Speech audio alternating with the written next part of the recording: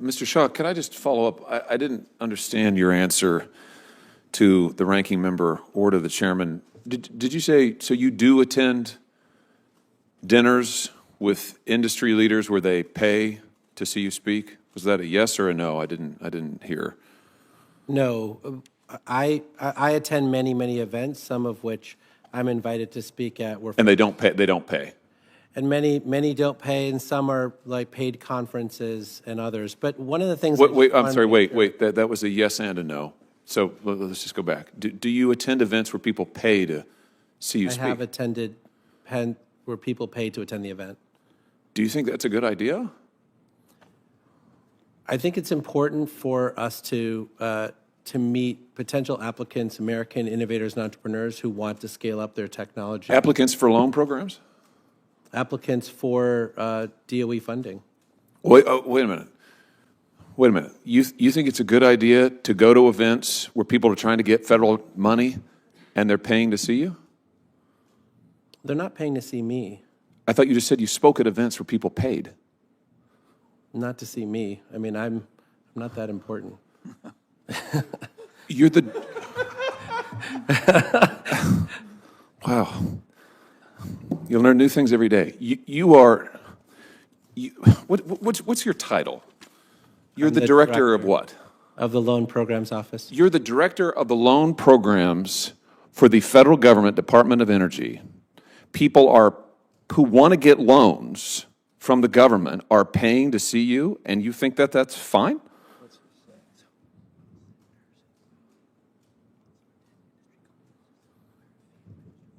That's not a rhetorical question.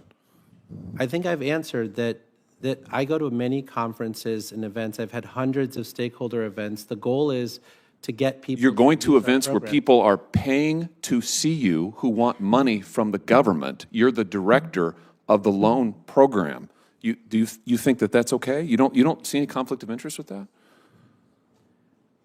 I think given the extraordinary amount of improvements that we've made in our office based on our work with the Inspector General and the Herb Allison report, et cetera, I do not make a decision on whose applications are accepted within the loan programs. But you don't think there's an appearance of a conflict of interest that people are paying to get access to you? I think that it would be a conflict of interest if people are paying to get access to me, but I don't. Okay, isn't that what they're doing when you speak at events people paid to get into? I mean, correct me if I'm wrong. I mean, if they're not paying, that's fine, but I thought you just said a second ago they're paying. We do a lot of public events, whether it's, and we are very transparent as part of this administration. Every time I get a question, which is hard to answer, we update our blog posts and make sure that everyone knows what we're doing. But the goal of the Loan Programs Office is to get as many people as possible to think that they can actually commercialize their technology. Well, what I think they think is that they can get access to you by paying to go to these dinners. I mean, listen, it may not be an ethics violation. It should be, but maybe it's not. I just suggest to you, I don't think it's a good look. I don't think it's a good idea to go to paid dinners where people are paying money to get access to you because, in your own words, they want loans. They want loans, federal dollars, taxpayer money. They're paying money to go get access to you. Maybe that's really common. In fact, knowing this government, it probably is really common. But if it is, it's a bad idea. I just submit to you. I'm kind of amazed by this. Ms. Donaldson, can I just ask you about another ethics issue at the Department of Energy? I'm so glad you're here, by the way. Thank you for being here, and thank you for doing this job.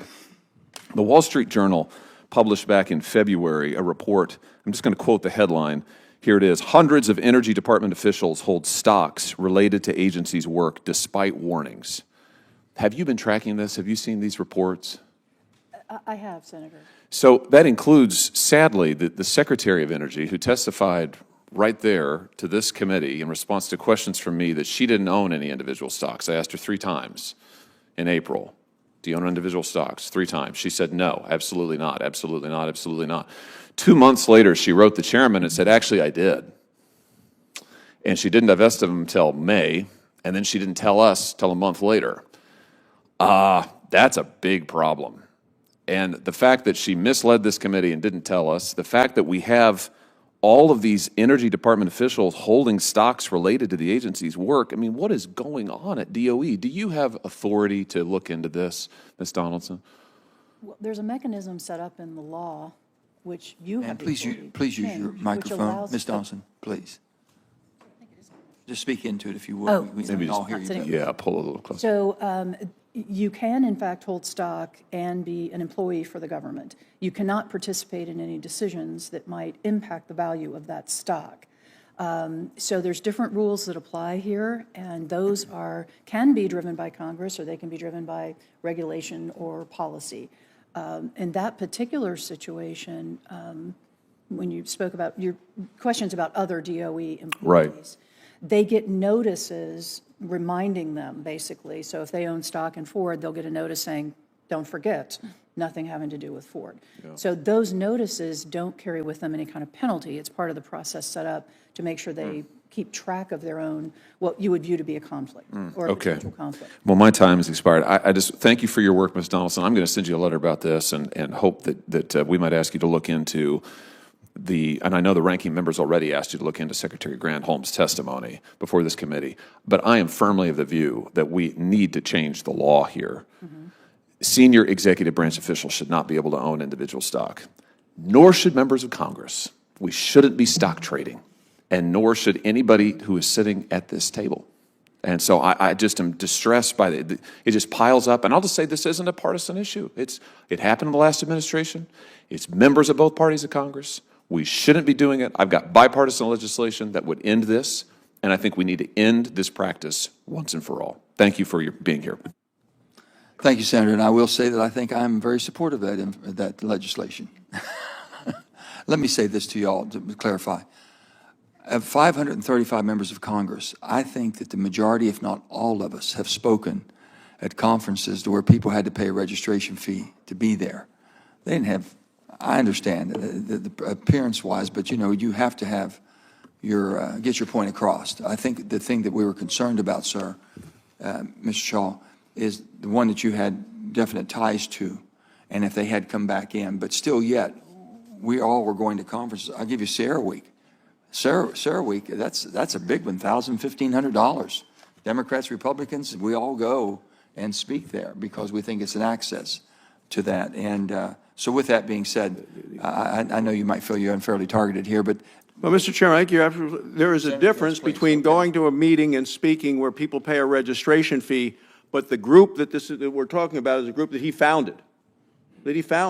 And you have to be a member of the group to get special access to 10 different opportunities to go with him, special access if you're a member, and they brag about it. They brag about it online, hundreds of billions of dollars. They love him. He's the co-founder of the group. Sign up, join the group, and you get special access. Gotcha. It's just wrong, Mr. Chairman. gotcha. Anybody else want to say anything about that? I don't think it's any different than going to Sarah Week. And we've all gone to conferences where people have paid to be there. I think what we've seen here is after years and years of people complaining that government is unresponsive to private industry, we finally have an administration who will meet anyone with any technology, whether it's fossil or renewable or nuclear, and actually work with them in a way that is friendly to the private sector. And that is not something that I think we should be discouraging. We should expect more of it. Mr. Chairman, look, I want to submit for the record an article entitled "Biden's Energy Loan Czar Founded a Trade Association. Now it's selling access to him."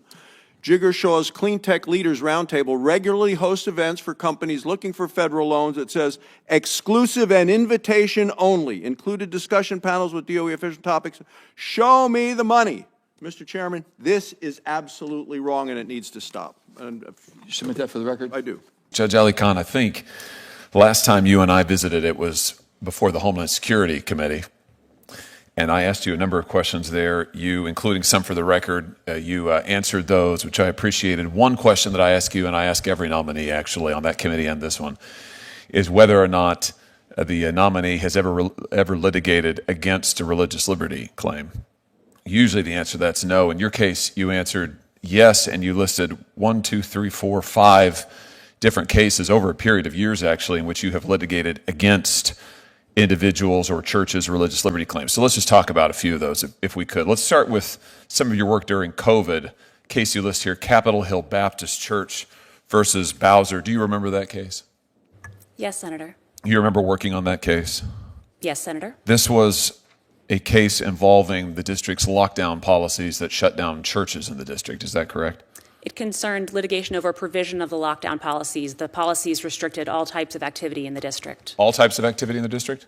Yes, Senator. Did it restrict mass protests in the district?